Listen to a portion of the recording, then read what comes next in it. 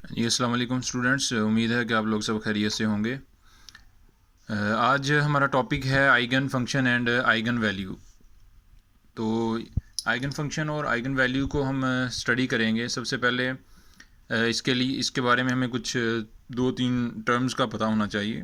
ठीक है, तो उनको हम डिस्कस करेंगे। ठीक है, फिर हम आइगन फंक्शन और आइगन वैल्यू को इंट्रोड्यूस करेंगे और फिर हम इसको जो है वो डिटेल से जो है वो डिस्कस करेंगे with the help of examples. तो चलें इसको स्टार्ट करते हैं। अगर हम इसकी डेफिनेशन देखें तो such an equation where the operator operating on a function produces constant times the function is called eigenvalue equation and the function that is called eigen function। तो स्टूडेंट इसमें हमारे पास आइगन फंक्शन जो है और eigen value जो है वो क्या है, इसको हम डिस्कस करते हैं। ये इसकी जस्ट डेफिनेशन है। तो अब ये है बेसिकली क्या, तो उसको हम एक्सप्लेन करते हैं। सबसे पहले इनको आइगन फंक्शन और आइगन वैल्यू को एक्सप्लेन करने से पहले हमें पता होना चाहिए डी ब्रोगली हाइपोथेसिस। तो इसमें क्या था कि लैम्डा, इसने एक एक्सप्रेशन दिया था। ठीक है, तो lambda is equal to H over M V. तो एम क्या है, हमारे पास मैस ऑफ इलेक्ट्रॉन है, वी वेलोसिटी है, एच प्लांक्स कांस्टेंट है, लैम्डा क्या है, लैम्डा इज़ अ वेवलेंथ। तो इसमें स्टूडेंट जो हमारे पास ये इक्वेशन हमें क्या बता रही थी, ये बता रही थी कि हर कोई चीज़ जिसका कोई मैस है, जिसका कोई वॉल्यूम है, ठीक है, उसकी कोई वेलोसिटी है, तो वो पार्टिकल नेचर भी रखती है और वेव नेचर भी रखती है। ठीक है, वेव पार्टिकल नेचर जो है ये उसको एक्सप्लेन करती है इक्वेशन। अब जैसा कि हमारे पास एक स्टोन है, ठीक है, पत्थर है एक छोटा सा, अगर हम उसको फेंकते हैं तो उसकी मोशन किस तरह की होगी। ठीक है, वो लीनियर मोशन तो रखेगा, सीधा जाता हुआ दिखाई देगा हमें, लेकिन वो बेसिकली वो वेव लाइक पैटर्न भी रखता है। ठीक है, तो लेकिन उसका वेव लाइक पैटर्न हमें नज़र क्यों नहीं आता जब हम एक स्टोन को थ्रो करते हैं? क्योंकि वेव लाइक पैटर्न को ऑब्जर्व नहीं कर सकते स्टोन के। क्यों नहीं कर सकते? क्योंकि उसका मैस बहुत ज़्यादा है। जब उसका मैस बहुत ज़्यादा है तो उसकी वेवलेंथ बहुत कम है। तो मतलब ये हुआ कि हमारे पास अगर एक स्टोन जो है उसका मैस भी इतना है कि हम उसकी वेव लेंथ जो है उसे इग्नोर कर देते हैं, तो इसका मतलब ये हुआ कि हर वो चीज़ जो हमें नज़र आ रही है, तो बेसिकली उसकी वेव नेचर को हम क्यों डिस्कस नहीं कर सकते? क्योंकि उसका मैस बहुत ज़्यादा होता है। ठीक है, तो उसका मैस जो है वो मिलीग्राम में भी आ जाए तो तब भी उसकी वेवलेंथ बहुत कम हो जाती है, जिसकी वजह से हमें वो उसकी वेव लाइक नेचर, ठीक है, ऑब्जर्व नहीं होती। लेकिन वेव नेचर भी होती है और पार्टिकल नेचर भी होती है। ठीक है, उसका मोमेंटम भी होता है। तो मतलब ये हुआ कि फिर कौन सा ऐसा पार्टिकल है जिसकी वेव नेचर पार्टिकल नेचर को इग्नोर नहीं किया जा सकता? तो स्टूडेंट वो हमारे पास था इलेक्ट्रॉन। ठीक है, तो मैस ऑफ इलेक्ट्रॉन जो है वो बहुत थोड़ा है। ठीक है, तो इलेक्ट्रॉन का मैस जो है वो 9.11 10⁻⁻31 kg है। ठीक है, तो अगर हम देखें ये जो इलेक्ट्रॉन का मैस है ये बहुत थोड़ा है, इसलिए इसका मतलब ये हुआ कि इसकी वेवलेंथ बहुत ज़्यादा होगी, तो इसकी हम वेव नेचर को इग्नोर नहीं कर सकते। फिर इलेक्ट्रॉन जो है मोमेंटम भी रखते हैं, वो हमने उसमें कैथोड रेज में पढ़ा कि उसकी प्रॉपर्टीज़ में पढ़ा था। तो इसका मतलब ये हुआ कि हर चीज़ पार्टिकल और वेव नेचर दोनों रखती है, लेकिन मैस इतना ज़्यादा होता है कि हम उनकी वेव नेचर को इग्नोर कर देते हैं, उनकी वेवलेंथ को इग्नोर कर देते हैं। तो लेकिन हमारे पास इलेक्ट्रॉन जो है इसकी हम डुअल नेचर को एक्सप्लेन करते हैं, क्योंकि इसका मैस बहुत थोड़ा होता है, इसकी हम वेवलेंथ को इग्नोर नहीं कर सकते। तो फिर हमारे पास ये जो वेव नेचर है इसको हम रिप्रेजेंट किससे करते हैं? वेव फंक्शन से। तो ये हमारे पास साई जो है, ये सिंबल जो है ये साई है। ठीक है, और ये किसको रिप्रेजेंट करता है? वेव फंक्शन को।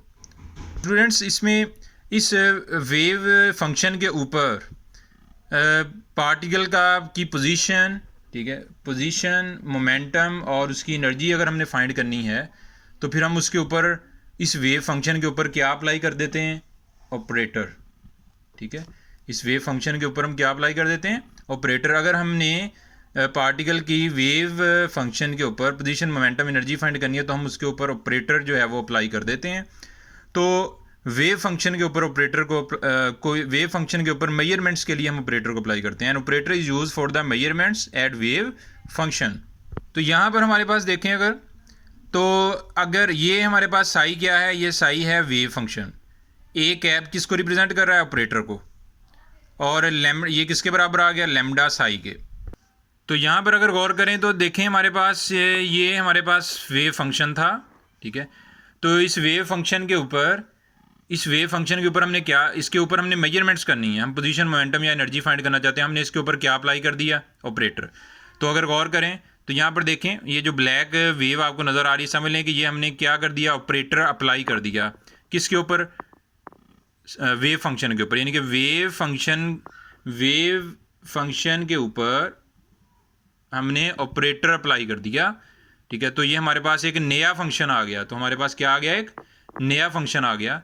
तो जैसा कि तो ये हमारे पास एक न्यू फंक्शन आ गया, ठीक है। तो यानी कि हमने जब हमने वेव फंक्शन के ऊपर ऑपरेटर को अप्लाई किया तो हमारे पास एक न्यू फंक्शन आ गया, ठीक है। तो इसको अब यहाँ पर इसको हमने मैथमेटिकली कैसे हमने इसको एक्सप्लेन करना है, ठीक है, और इसको कैसे हम जो है वो इसको समझेंगे, तो इसको देखें ज़रा, इसकी एग्जांपल देखते हैं। जैसा कि हमारे पास कोई फंक्शन था साइन एक्स, ठीक है, साइन एक्स कोई फंक्शन है, हमने इसके ऊपर ऑपरेटर अप्लाई किया। तो स्टूडेंट ऑपरेटर क्या होता है, ये बेसिकली डेरिवेटिव होता है, ठीक है। तो ये derivative partial over partial x sine x. तो अब यहाँ पर हमारे पास जब हमने ऑपरेटर अप्लाई किया फंक्शन के ऊपर, तो साइन एक्स का डेरिवेटिव क्या होता है मैथमेटिक में, कॉज एक्स, ठीक है। तो इसका मतलब क्या हुआ कि हमने ऑपरेटर अप्लाई किया वेव फंक्शन पे, तो हमारे पास एक नया फंक्शन आ गया, ठीक है, जो कि कॉज एक्स है। तो यहाँ पर अब हमारे पास आइगन वैल्यू, आइगन फंक्शन क्या आता है, वो फंक्शन जिसके ऊपर हमने ऑपरेटर अप्लाई किया उसे हम कहते हैं आइगन फंक्शन, और जो उसके रिजल्ट में एक नया फंक्शन आया उसे हम कहते हैं आइगन वैल्यू। समझ आ रही बात की? तो यानी कि हमारे पास हमने जब ऑपरेटर अप्लाई किया एक वेव फंक्शन पे, तो उसके रिजल्ट में एक न्यू फंक्शन आया, उसे हमने आइगन वैल्यू कहा, और जिस फंक्शन पे ऑपरेटर अप्लाई किया उसे हमने कह दिया आइगन फंक्शन। तो स्टूडेंट जैसा कि यहाँ पर हमें पता है कि जो साइन एक्स होता है उसका अगर हम ग्राफ देखें तो वो हमारे पास ये आता है कि साइन 0 पे उसकी वैल्यू 0 होती है, 180 पे वैल्यू 0 होती है एंगल की, और साइन 360 पे वैल्यू 0 होती है। और इसी तरह जो कॉज एक्स है उसका ग्राफ जो है वो इसके उलट आ जाता है मोस्टली, कि 0 पे उसकी वैल्यू मैक्सिमम होती है, साइन की 0 पे वैल्यू मिनिमम होती है, इसकी 0 पे वैल्यू मैक्सिमम होती है, इसकी पाई पे वैल्यू मैक्सिमम होती है, 2 पाई पे वैल्यू मैक्सिमम होती है। तो इसके यानी कि जो है तकरीबन इन्वर्स आ जाता है। तो स्टूडेंट हमारे पास अगर हम साइन एक्स के ऊपर, हमारा फंक्शन साइन एक्स है, हम इसके ऊपर ऑपरेटर अप्लाई करें तो ये किस में कन्वर्ट हो जाएगा, कॉज एक्स में। यानी कि साइन एक्स के ऊपर हमने ऑपरेटर अप्लाई किया तो हमारे पास एक न्यू फंक्शन आ गया जिसे हमने कहा कॉज एक्स। तो यहाँ पर तो फर्दर एग्जांपल्स अगर हम देखें तो हमारे पास अगर फॉर एग्जांपल साइन एक्स की जगह हमारे पास कोई फंक्शन एक्स क्यूब है, ठीक है, तो हम इसके ऊपर ऑपरेटर अप्लाई करेंगे, डेरिवेटिव लेंगे। तो डेरिवेटिव का स्टूडेंट बेसिकली फार्मूला ये होता है कि N X power N minus 1, ठीक है।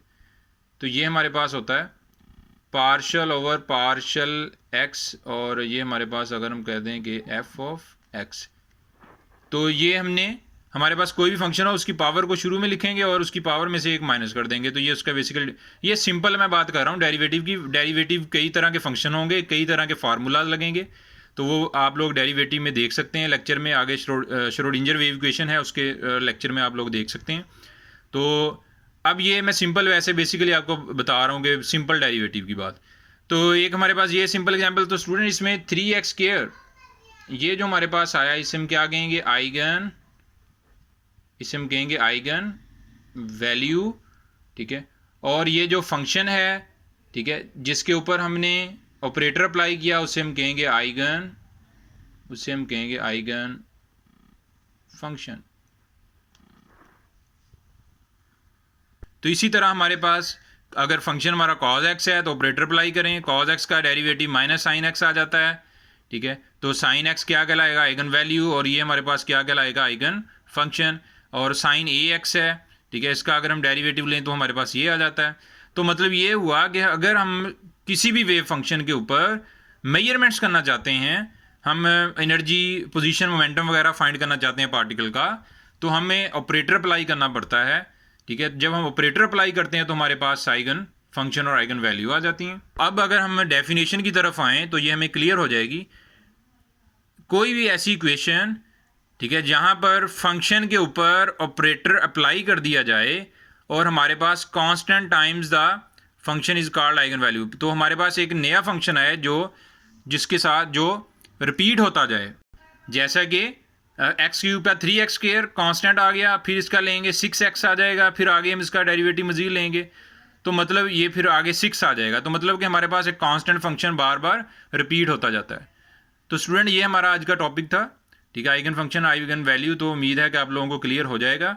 तो अगर आप लोगों को कोई कन्फ्यूजन हो तो वो कमेंट्स में आप लोग पूछ सकते हैं। ठीक है, अपना ख्याल रखिएगा। अल्लाह हाफिज़।